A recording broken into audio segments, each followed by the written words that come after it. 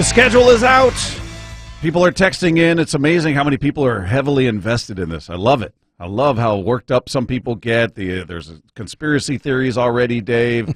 Some saying, boy, the NFL stinks at scheduling. And so a lot of people aren't happy. I mean, first blush, we'll get into this. We'll go game by game. But just first blush, what's your reaction to what you saw? 5 primetime games, by the way. Yeah. Well, and I know we had a contest here. What is somebody going to get a smart speaker or something like that? Yeah, they'll be in the running for it because I'm going to guess there will be a lot of people that guessed 5. Yeah. Well, it's funny that later in the season, so you look at the 26th and January 2nd, you got Chicago and Detroit back-to-back NFC North teams. And, boy, time flies. Because I was just thinking about when we went to Detroit a few years ago. But anyway, AFC South is interesting. That was 2017 and I took the trip to Jacksonville in 2017, and just seems like 20 years ago. But those are some interesting up-and-coming teams. Mm-hmm. You've got Indianapolis with Carson Wentz, and that'll be interesting. I really like what they've done in Tennessee. You know, they've done a good job with Tannehill, and then who else you got in that division? You got I mentioned Jacksonville already, and Houston. What's going to be the story there?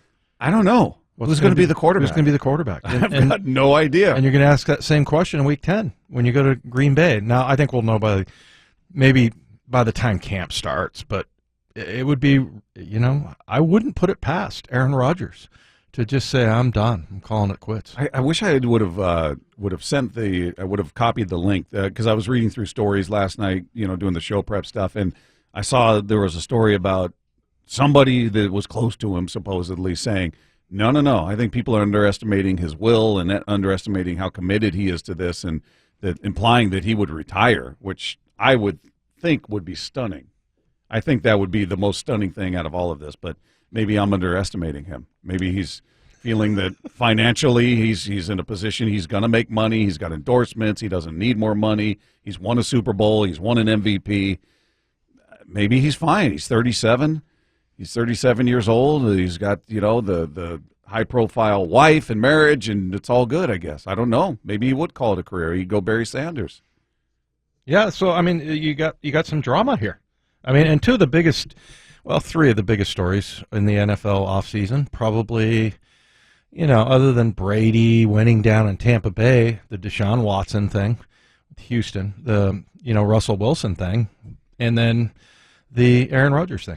Yeah. So these quarterbacks, they like to make a lot of noise. Lots of drama going on out there. And you guys can text in. You heard the schedule. Give us your reaction to it. What do you think? I mean, we're already getting predictions on win total. We got one guy who says, I see this one from the 206. Wow, I see the Hawks finishing 8-9, which is weird to hear because it's the first year of 17 games. I looked at that one, 8-9. What? Oh, that's right. First of all, you're way off, pal. Yeah.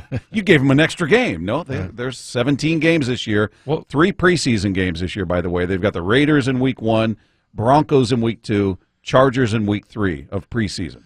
Broncos, Chargers, and who? Raiders Week 1, Broncos Week 2, Chargers Week 3. Okay. Does it indicate the home and away?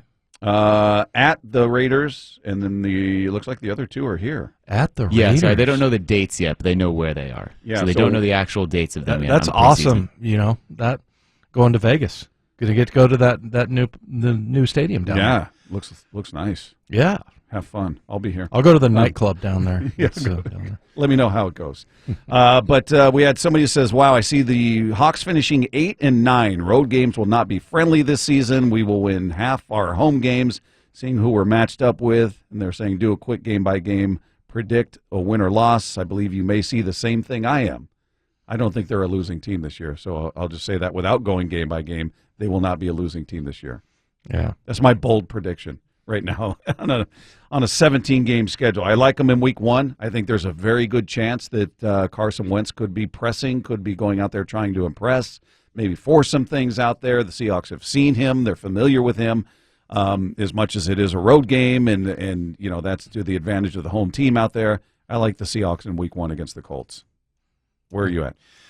Yeah, they should be able to take care of business. Remember, that was the first game they lost in 2013. 2013 when they made their Super Bowl run.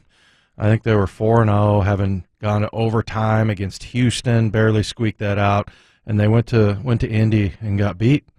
Yeah, so it was that's the last time they were there, and so I like what they're doing in Indianapolis. I always have such a hard time saying that. Saying Indianapolis? Indianapolis. Indianapolis. You're like Charles Barkley. I put a Indianapolis. Is that what he calls it? Remember that commercial he did? I You don't. didn't see that one? It was a good one. I always put like an extra 2 N's in there, but yeah, Indy. How about that? Indy will be a pretty good test. This is a team in the AFC that's really, built their defense up really well. They have a good offensive line there, and now they got a quarterback. Yeah, so I think we both have them 1-0 after week 1, right? I'll take them on. Yeah, absolutely.